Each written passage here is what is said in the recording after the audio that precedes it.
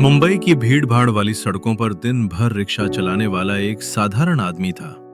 नाम था रामू। हर सुबह सूरज से पहले उठकर वो अपनी पीली हरी ऑटो लेकर निकल पड़ता। उसका घर धारावी की संकरी गलियों में था, जहां बिजली पानी भी कभी-कभी नसीब होता था। लेकिन रामू के पास एक चीज थी, ईमानदारी और दिल से मेहनत करने की लगन। वो न सिर्फ सवारी करता, बल्कि अपने ऑटो को मंदिर समझकर रोज साफ करता और मुस्कान के साथ हर ग्राहक का स्वागत करता। उसके पास पैसे नहीं थे, लेकिन हर मुसाफिर को वो इंसानियत और सेवा के भाव से देखता। एक दिन सुबह सुबह बारिश हो रही थी। जब रामू स्टेशन के बाहर खड़ा था, एक घबराई हुई लड़की भीगती हुई आई। बैग उसके हाथ से गिर गया और आंखों में डर था। रामू ने बिना सवाल किए उसे अपनी ऑटो में बैठाया और पूछा, कहाँ जाना है बिटिया? लड़की बोली, दादर मेडिकल कॉलेज। मेरे पिता आईसीयू में हैं। मैं नाइट ड्यूटी से निकल कर आई हूं। रामू ने एक्सेलरेटर खींचा और ऑटो दौड़ा दी, मुंबई की जाम भरी सड़कों को जैसे चीरते हुए। रास्ते भर लड़की रोती रही, लेकिन रामू ने उसे ढांढस बंधाया। जब हॉस्पिटल पहुंचे तो लड़की का पर्स भीगकर बेकार हो गया था।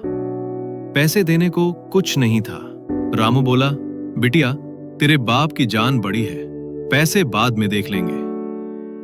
अगले दिन रामू के दोस्त बोले, पगला गया है तू? सब सवारी से पैसा लेता है, तू मुफ्त में छोड़ आता है। रामू ने कहा, अगर मेरी वजह से किसी का दुख थोड़ा भी कम हुआ तो यही मेरी कमाई है। लेकिन मन के अंदर डर था। बीमार मां की दवाई, बच्चों की स्कूल फीस, किराया, सब कैसे चलेगा? कई बार खुद से सवाल करता, क्या ये सब करना सही है?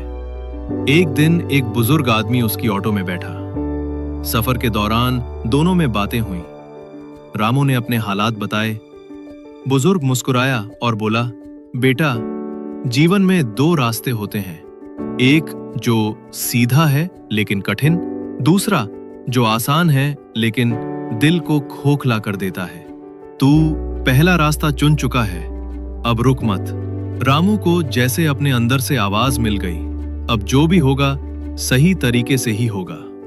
कुछ हफ्तों बाद एक घटना ने रामू की जिंदगी बदल दी। रामू की ऑटो में एक बूढ़ी अम्मा बैठी, जो किसी एनजीओ के लिए राशन बांटती थी।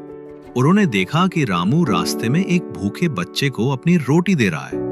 उन्होंने पूछा, तुम्हें क्या मिलता है इन सब से? रामू मुस्कुराया, अम्मा, रात को चैन से सोने की दौलत मिलती है। अम्मा बहुत प्रभावित हुई और अपने एनजीओ में उसकी बात की। कुछ ही दिनों में रामू को एक प्रस्ताव मिला, उनके लिए पार्ट टाइम ड्राइवर बनने का। एनजीओ के साथ काम करते हुए रामू ने कई और जरूरतमंदों की मदद की। मुफ्त में बच्चों को स्कूल छोड़ना, बीमारों को अस्पताल पहुंचाना, बुजुर्गों की देखभाल करना। लेकिन मुश्किलें बढ़ती गईं। एक स्थानीय गुंडे ने रामू को धमकाया, ज्यादा समाज सेवक मत बन, वरना ऑटो तो क्या तेरी जिंदगी भी ले लेंगे। लेकिन अब रामू डरने वालों में नहीं था। कुछ ऑटो ड्राइवर साथी भी उसके साथ हो गए और धीरे धीरे एक मानव सेवा रिक्शा संघ बना दिया, जिसमें हर ड्राइवर दिन का 1 घंटा जरूरतमंदों के लिए मुफ्त सेवा देता। एक रात एनजीओ की अम्मा गंभीर रूप से बीमार हो गईं। हॉस्पिटल दूर था, एम्बुलेंस नहीं मिल रही थी। रामू ने उन्हें अपनी पीठ पर उठाया और ऑटो में बैठाया। तेज बारिश, भरा हुआ ट्रैफिक, लेकिन उसने हार नहीं मानी। वो समय पर हॉस्पिटल पहुंचा और डॉक्टरों ने कहा, अगर आप 10 मिनट देर कर देते तो हम उन्हें नहीं बचा पाते। रामू के चेहरे पर सिर्फ एक शांत मुस्कान थी।